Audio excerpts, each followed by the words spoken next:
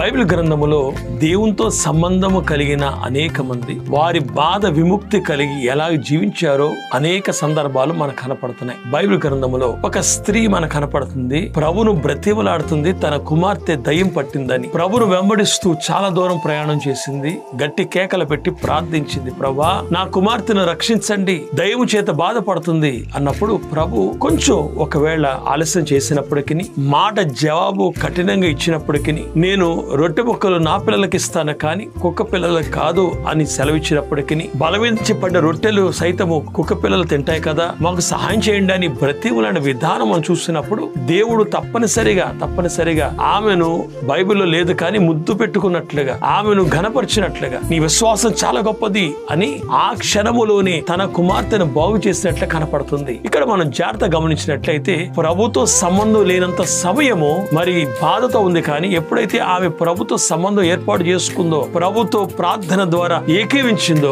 ఆమె యొక్క ప్రార్థన దేవుడు విని నెరవేర్చారు. బాధ పోయింది, సంతోషముతో ఆ కుటుంబం నింపబడిందని మీకు మనవి చేస్తున్నాను.